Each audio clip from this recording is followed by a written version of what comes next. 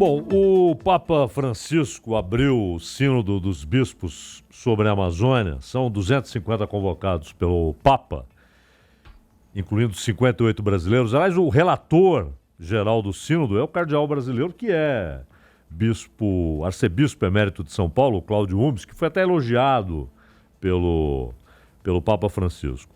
É claro que o assunto, que inclusive ganhou manchetes nos jornais, é a questão da Amazônia. Ele até fez uma metáfora, né, falando do fogo do Evangelho, o fogo bíblico e o fogo físico que fez o mundo olhar para a Amazônia no mês passado e tal. Mas há uma questão de fundo, aliás, algumas questões de fundo, né? Primeiro, há uma preocupação no catolicismo com o fato de que o catolicismo tem perdido terreno na região amazônica, inclusive para denominações protestantes, né? Essa é uma questão antiga e que, na verdade, é um problema para o catolicismo em várias partes do mundo.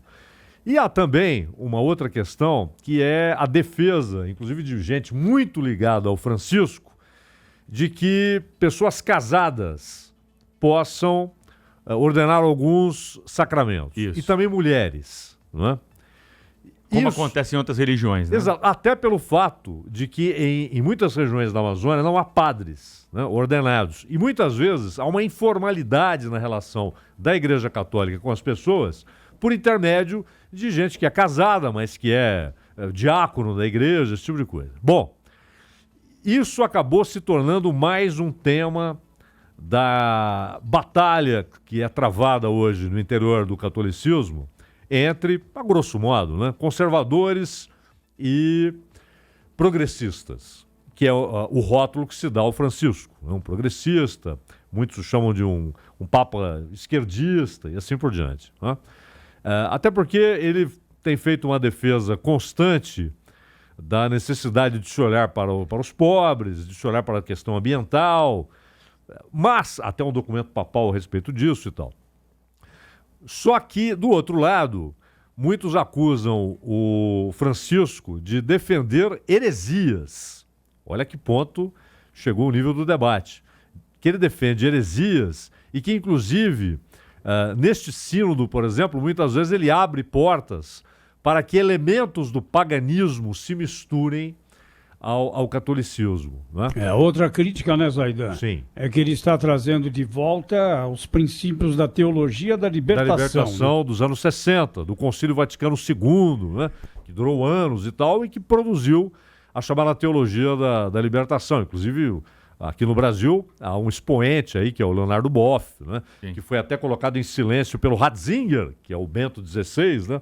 Hoje o Papa que renunciou. Exatamente, o Papa que E, renunciou. aliás, a maior oposição ao Papa Francisco veio exatamente da Igreja Alemã, né? Exatamente. E aliás, Zé Paulo, dentro da Igreja Alemã, mas também nos Estados Unidos, e não só na Alemanha, mas em outros países europeus, há pedidos oficiais para que Francisco renuncie, não é? Porque eles dizem que há uma incompatibilidade entre a doutrina que ele defende e dogmas do catolicismo. Então, esse sínodo dos bispos sobre a Amazônia, embora publicamente o debate, os discursos sejam a respeito da situação dos povos da Amazônia e da floresta em si, mas como pano de fundo há essa batalha entre conservadores e progressistas no catolicismo.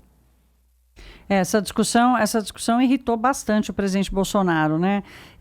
Que tentou atacar aí o Papa direta, indiretamente, o governo, enfim, essa preocupação de como é que isso vai colaborar com a crise de imagem que o Brasil está sofrendo lá fora por causa não só do que aconteceu na Amazônia nesses últimos meses, mas também da política ambiental do governo, né, Zaidan? Como é que você acha que vai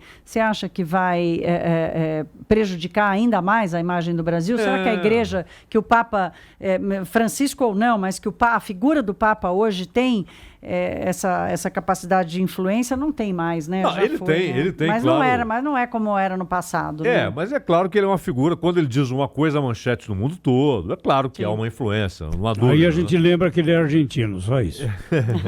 Agora, É bom lembrar... Eu gosto dele, viu, Zé Paulo? Mesmo ele sendo argentino, eu gosto dele. Eu acho que ele está fazendo a coisa dele ser franciscano e tal. Ele tem... Eu não sou católica, assim, eu sou católica, eu fui batizada e tal, mas eu não sou uma pessoa religiosa. Mas eu, Não é eu gosto, praticante. eu gosto do debate dele, eu gosto das provocações Agora, que ele essa faz. história aí, né, tem a ver também, né, Zaidan, com a procura menor de pessoas A para se tentativa de dedicar, recuperar, né?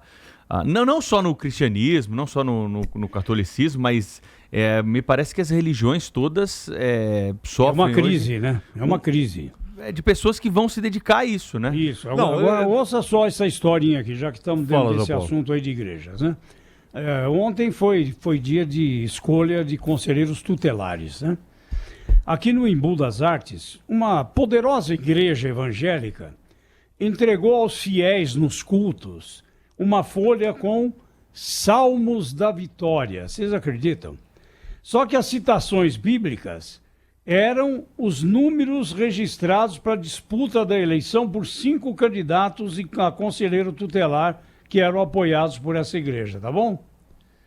E é bom lembrar, essa mistura, primeiro que com relação à diminuição de procura, depende. Salmos da Vitória, viu, É. Zaidan?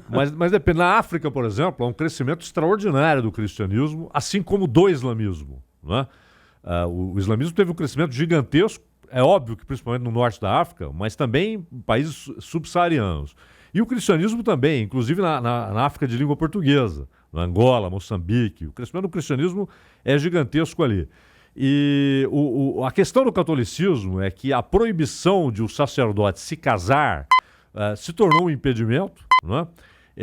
E apenas no catolicismo romano há isso. Então você pega a igreja ortodoxa, não tem essa limitação, e nem nas denominações protestantes. É óbvio que não há isso. Né? Agora, com relação à mistura de cristianismo e política, porque é aquela história, no Islã, por exemplo, você pode até ver o incentivo a que o poder seja ligado à doutrina islâmica, porque qual é o cerne do islamismo? É que ele seja expandido e defendido neste mundo. Não é? O judaísmo da mesma forma, o cristianismo não. O que é que Jesus disse a Pilatos? Meu reino não é deste mundo.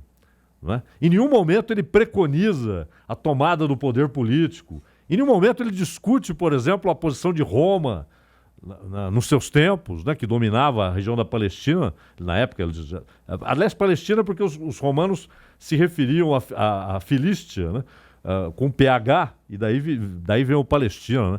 Mas em nenhum momento Jesus preconiza o envolvimento dos cristãos com a política, em nenhum momento. Pelo contrário, ele diz, meu reino não é deste mundo.